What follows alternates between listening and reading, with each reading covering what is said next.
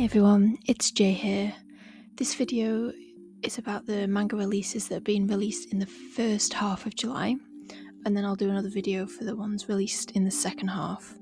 And we're going to start with Drifting Dragons, Volume 14 by Kodansha. And this series, for those who don't know, is about the crew of an aircraft called Quinzaza, who fly the skies looking for dragons to hunt.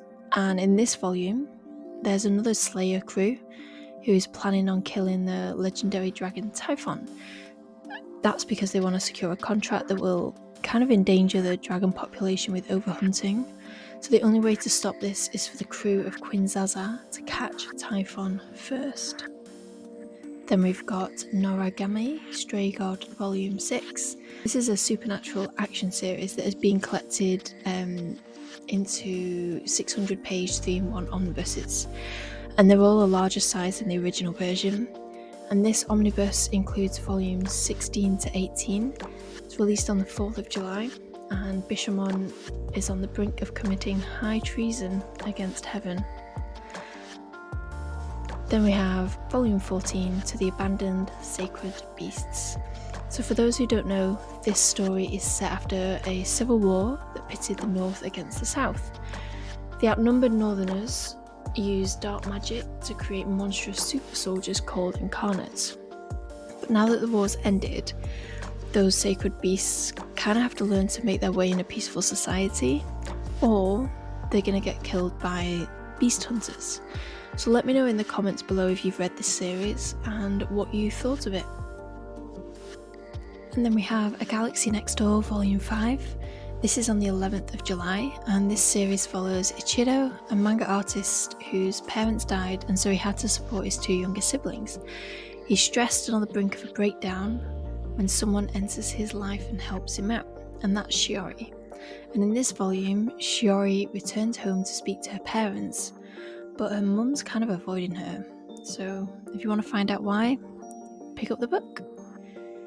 And then we've also got Shikimori's Not Just a Cutie, Volume 14.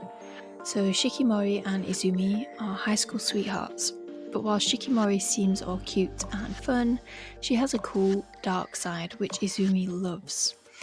And in this volume, a new year has begun with their friendship group split across different classes. And then we've got Gantz Omnibus 12. So this omnibus is collecting volumes 34 to 37, and in them, the truce with the alien invaders begins to crumble, and Gantz Warrior K races to save Tai aboard the alien mothership. And then we've got one more Dark Horse comic release this month, and that is Blade of the Immortal Deluxe Edition Volume 9. That's again released on the 5th of July. And it collects Blade of the Immortal volumes 26 to 28. It comes in a faux leather hardcover treatment with a bookmark ribbon. I love it when hardback books have a ribbon for the bookmark. It looks really classy. I think so anyway. And then we're going to move on to the Viz releases for this month. We've got Dr. Stone volume 26. This comes out on the 4th of July, and this is it. This is the final volume of the series, so make sure you pick this one up. Then we've got Like a Butterfly. This is a new series from Viz, and the reason I made sure this was on the list is because the cover art is beautiful. I really like that the artist used watercolours. I think it stands out from other manga covers.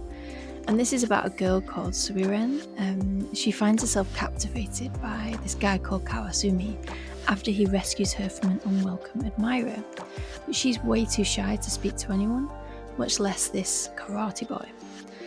So if you want to find out what she's going to do, pick up this manga, and that's on the 4th of July. And next we have Moriarty the Patriot, Volume 12. So at this point in the story, Charles Augustus Milverton, the cold-hearted king of blackmail, he knows Mary's secret, and he's using it to destroy any hope she has of marrying Watson. But Sherlock wants to save his best friend from the clutches of Milverton, and so decides to face the man head on. That's a 4th of July release. And then we have One Piece Volume 103. It's kind of amazing to think that there are 103 volumes of this manga, and it's still going strong. It's a good time to start reading this manga, especially as Netflix have done a live TV series which is coming out August this year. Next up is Tisto Volume 2, and Tisto's activities as the Grim Reaper of New York City, they've started to draw the attention of the FBI, and one of the agents contacts the guy who she's kind of made friends with called Artie. Meanwhile, she's trying to bury her emotions in order to complete all her missions, but then the organisation she serves issues a particularly cruel order, and she's not sure she can carry it out. The weird thing is, this is the second and last volume, which really surprises me. I've read the first volume, and I don't see how it can finish in just 2 volumes.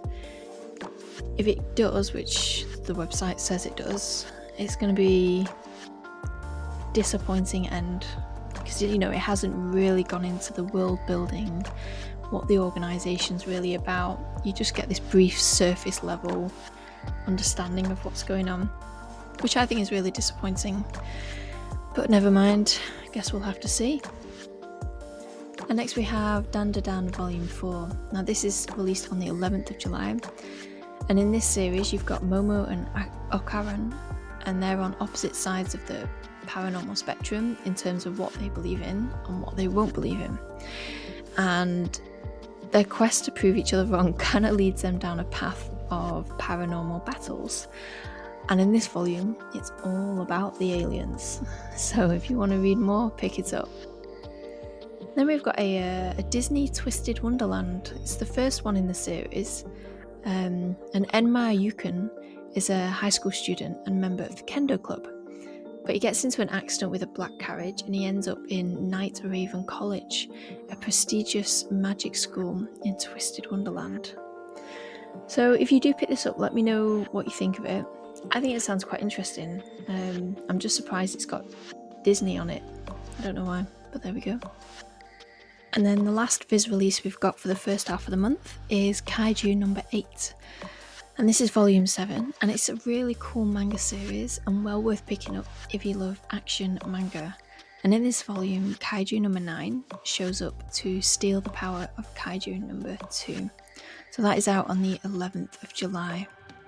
And then we move on to Made in Abyss, volume 11.